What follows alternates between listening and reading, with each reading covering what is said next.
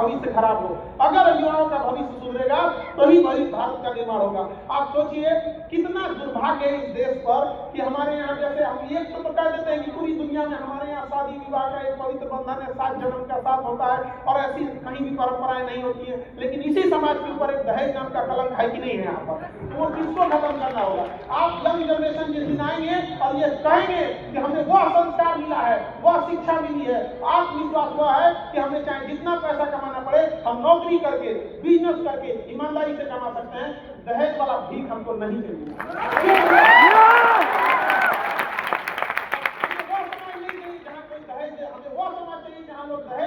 सामने से आके कहे कि हम नहीं लेंगे, मतलब नहीं लेंगे। ये बात हम आप सबसे एक बड़े भाई होने के नाते जो जहाँ जनरेशन बैठी हुई है उससे हम ये उम्मीद लेते हैं, क्योंकि आज ही मेरे भाई का भी रिसेप्शन है, तो हमने भी उससे पूछा, हमने कभी जवाब नहीं बोला, हम बोले तुम्हें दहेज चाहिए तो बोलो, भैया हम क्या बोलते हैं, आप सबको समाज में बोलते हैं हम यही ले लेंगे। हमने सोचा कि अगर वो बोले एक बार बोलता तो हम उसका भी इलाज करते।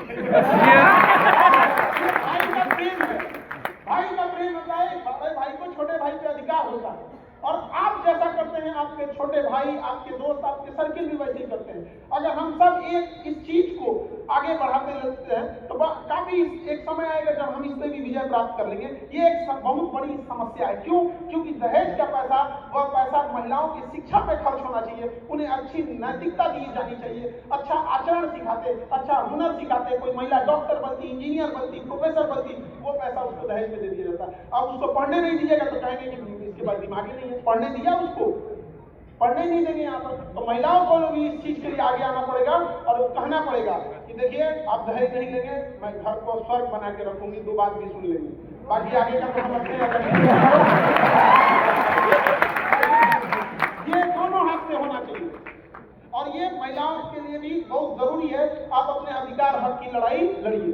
बाकी देखिए इस देश में आपका अपना कर्तव्य बनता है, किसान अपनी जगह पे उपजा रहा है, फौजी अपनी ड्यूटी कर रहे हैं, शिक्षक, डॉक्टर, सबका अपना अपना योगदान होता है, कोई बड़ा छोटा नहीं होता है। लेकिन हमारे समाज में क्या होता है कि हम बहुत कम तवज्जो उन किसानों को देते हैं जिनका हम 3 टाइम अन्न उगाया हुआ खाते हैं। वो बंजर जमीन से जब वो फसल उगाते हैं और जब किसानों को आत्महत्या करने की नौबत आ जाती है तो वो दिन बड़ा दुखदायी होता है इस देश के लिए, जबकि देश हमारा किसानों का ही है, गाँव का ही है। जब गाँव सुधरेगा तभी ये चीजें आएंगी यहाँ पर। हम लोग भी जब यहाँ पटना में संस्था में पढ़ाते थे तो देखिए गांव से लोग आते थे इलाज कराने के लिए, उनको जब ब्लड वगैरह नहीं मिलता था तो कई बार हम लोग शुरुआती दौर में कि अब ये इसको कैसे ब्लड दिलाया जाए तो अपने क्लास के बच्चों को भेज देते थे, जाओ होगा ब्लड दे के आ जाओ यहाँ पे। कई बार हमने गायत्री परिवार के बच्चों को बुलाया, बहुत हमारे यहाँ पढ़ रहे थे, हमने बुलाया कहाँ जा रहे थे, सर आज हमको स्लम एरिया में पढ़ने जाना है, जब पढ़ा के आना तो ब्लड दे देना। वहाँ आने के बाद उसने ब्लड कर दिया यहाँ पर, हमने बहुत लोगों को उससे अब धीरे धीरे करते करते अनऑर्गेनाइज था, तो हमने सोचा काम करते हैं हम ब्लड बैंक ही बना देते हैं यहाँ पर। तो अभी बहुत जल्दी ब्लड बैंक हो जाएगा, क्योंकि ये खरमास का महीना अब आने वाला है, तो हमारी संस्कृति के अनुसार शायद उसमें कोई बड़ा काम नहीं करते हैं, तो हम सब चीज लेके चलना चाहिए यहाँ पर। तो ऐसा नहीं कि आप आगे बढ़ जाए तो अपनी संस्कृति को ही भुला दें, यहाँ पर अपनी संस्कृति को भी संभाल के रखना है, ये हमारा कर्तव्य भी है। और आजकल के जो कुछ सेलिब्रिटी टाइप के हो गए हैं, ये पश्चिमी संस्कृति को अपना लिए हैं और कहते हैं ये मॉडर्न है। गलत है, वो पश्चिमी है, मॉडर्न नहीं है। ये कोई बात होता है तुम हाफ पैंट पे उघाड़े घूमेगा कहेगा कि मॉडर्न इन शब्दों को भी समझाना पड़ेगा। तो कब जवाब दीजिएगा जब आप भारतीय होने के बाद अगर अपनी बुलंदी अपनी कामयाबी को दुनिया को दिखाइएगा, तब लोग कहेंगे कि वो उघाड़े घूमना मॉडर्न नहीं है, ये कामयाबी मॉडर्न है। तो आप वो वाली कामयाबी और कभी भी अपने माँ बाप का सर नीचे नहीं झुकने दीजिएगा, लड़का हो या लड़की। आप सबने संघर्ष किया होगा, गरीबी इतनी भारत में बड़ी है, 150 करोड़ आबादी में 100 करोड़ ऐसे लोग हैं जो शायद आज का दीजिएगा एक मोटरसाइकिल खरीदने के लिए तो नहीं खरीद पाएंगे। 150 करोड़ में 100 करोड़, ये हम लोग को बदलना है। ये कैसे बदल सकते हैं? एक अच्छी शिक्षा के माध्यम से। कई बार जब शिक्षा लेने जाते हैं तो उसको लोग कहते हैं कि व्यापार करो। भैया व्यापारी व्यापार करेगा, जो पढ़ा लिखा है वो नौकरी करेगा, किसान अब किसान से जाकर कहिए तुम जहाज लाओ ना, अरे भाई खेती करने के लिए। तो ये विडंबना है इस देश की, तो हर मैदान से आपको मेहनत करने की जरूरत है। और सफलता कल भी कैसे मिलती थी जब आप मेहनत करते थे, और आज भी कैसे मिलेगी जब आप मेहनत करेंगे तब। सबको जीवन में संघर्ष होता है, ऐसा कोई नहीं है जिसके जीवन में संघर्ष नहीं है। अरे वह पत्थर भी जब तक छीनी हथौड़ी का मार नहीं झेलता है, जब तक मूर्ख का रूप नहीं लेता है, तब तक लोग उसके आगे भी सर नहीं झुकाते हैं। पत्थर को भी, लेकिन जिस पत्थर में चोट नहीं सहा लोग उसके लात रख के चले जाते हैं। तो ये तो इतिहास है। जब आपको खदान से सोना मिलता है तो सोना आभूषण नहीं होता है, उसे आभूषण बनने के लिए भी ना आग में तपना पड़ता है, आग में जल के तपना पड़ता है, तब जाके वो आभूषण का रूप लेता है, तो मूल्यवान होता है यहाँ पे। अगर नहीं तपिएगा, नहीं बनिएगा तो आपका कोई मोल नहीं रह जाएगा। अगर सूरज की तरह चमकना है तो सूरज की तरह जलने की क्षमता भी रखो। सबके जीवन में संघर्ष होता है, रात कितनी भी बड़ी क्यों ना हो, सुबह होने से नहीं रोक सकती। यहाँ तो भगवान को वनवास झेलना पड़ा था, सृष्टि के रचयिता जिनकी एक उंगलियों पे क्या से क्या नहीं हो जाता, जब उन्हें वनवास झेलना पड़ता था। यहाँ पर मर्यादा पुरुषोत्तम राम जी जब वनवास जा रहे थे तो एक बड़ा अच्छी चीजें याद है हमको, अभी रास्ते में हम थे तो वही याद है हमको कि जब वो वनवास जा रहे थे तो बड़ी प्रमुख घटना हुई, क्योंकि जब ये रास्ते में आ रहे थे तो नहीं वो लोग पैसे मांगते हैं कि न तो, और ऐसे हाथ पे एक सिक्का रख के हाथ रख के दुआई देते हैं। तो वहां से एक प्रचलन था कि जब राम जी जाने लगे तो अयोध्यावासी बड़ा प्रेम करते थे उनसे, सारे अयोध्यावासी हो रहे हमारे प्रभु जा रहे हैं। वो बड़ा अजीब सा मंजर था वो, और सब उनको छोड़ने आए कि हम चलते हैं चलते हैं। जब अयोध्या की सीमा समाप्त होने लगी तो वहां से मर्यादा पुरुषोत्तम राम जी लौटे, पीछे मुड़े और कहे कि आप सब लोग अब लौट जाएं, बच्चे बूढ़े माताएं बहनें पुरुष स्त्री सब लौट जाए, आप लोग यहाँ से लौट जाए, हमारा वनवास का है, क्योंकि वचन दिया हुआ है रघुकुल रीत सदा चली आए, प्राण जाए पर वचन न जाए।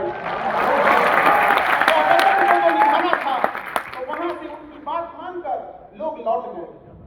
जब वनवास काट के इतने लंबे समय का वनवास और काट के जब लौटे तो जब अयोध्या की सीमा प्रारंभ होती है तो वहां पर कुछ किन्नर लोग खड़े थे, ट्रांसजेंडर। तो बड़ा अचंभा हुआ कि इतने लंबे वनवास करके आ रहे हैं और स्वागत में बस ये लोग हैं और वो भी एकदम सीमा पर। तो अचंभा से पूछा गया कि क्या है, ये ही लोग बस हैं, स्वागत में तो होना चाहिए। कहा महाराज जी स्वागत के लिए लोग वहां खड़े हैं, आप आंखें बिछाए खड़े हैं तरस गई अयोध्यावासियों की, लेकिन यहाँ ये लोग, उन्होंने ये लोग कहा कि महाराज जब आप वनवास जा रहे थे ना उस समय आपने बोला था कि बूढ़े बच्चे स्त्री पुरुष महिला सब चली जाए, आपने तो इनको बोला ही नहीं कि ये चले जाए। ये जब से वनवास में थे ये वहीं खड़े हैं, ये आए नहीं, ये खड़े हैं वहीं। उस समय राम जी ने भावुक होकर कहा था कि तुम सर पे हाथ रख के जिसे आशीर्वाद दोगे उसका आशीर्वाद फलित हो जाएगा। आज भी वो परंपरा है। इस देश में तो भगवान लोगों को परीक्षा देनी पड़ी है, तो हम और आप किस डेगची की मसाला है, तपस्या तो करना ही पड़ेगा यहाँ पर, इससे भागना नहीं है।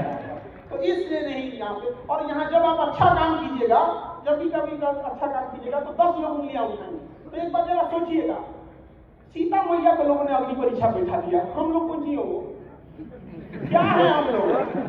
अच्छा कहाँ पर बिठाई गया, कहाँ? लंका में नहीं, अयोध्या में बैठाया गया। ये क्या है, आपको प्रेरणा देता है उनकी लीलाओं को समझिए। जब ये समाज को दिखाना था कि आपके भी लोग उंगलियां उठाएंगे तो आपको साहस मिलना चाहिए, आपको देखना होना चाहिए कि जब हमने भी तकलीफ उठाई है तो आप लोगों को भी उठाना पड़ेगा। लेकिन याद रखिएगा वो उंगलियां उठाने वाले को आज कोई नहीं पूछता है, लेकिन आज भी सीता मैया सबके दिलों में रहती है। उंगलियां उठाए सोचिएगा, लोग ऐसे कहाँ खत्म हो जाएंगे पता ही नहीं चलेगा। जब लोग याद रखेंगे तो आपके उस सत्कर्मों को याद करेंगे, आपकी उस भलाइयों को याद करेंगे। आप उस समाज से आते हैं भारत में जहाँ कहा जाता है यूनान मिस्र रोमा सब लुट गए जहाँ से, लेकिन मगर है बाकी नामो निशा हमारा। कुछ बात है कि हस्ती मिट्टी नहीं हमारी, सदियों रहा है दुश्मन दौरे जहाँ हमारा। पूरी की सभ्यता लुट गई, हम वो नदी की सभ्यता लुट गई, आज मेसोपोटामिया कहीं रहा नहीं, रोम की वो सभ्यता कहाँ मिल गई, लेकिन आज भी अमर रहा तो हमारी भारत की वो संस्कृति जो अखंड भारत की होता था। कभी अफगानिस्तान तोड़ा गया, कभी म्यांमार तोड़ा गया, कभी पाकिस्तान तोड़ा गया, कभी बांग्लादेश तोड़ा गया। हम बस ये याद दिलाना चाहते हैं कि जो चीजें तोड़ी जा सकती है उसे वापस जोड़ी भी जा सकती है।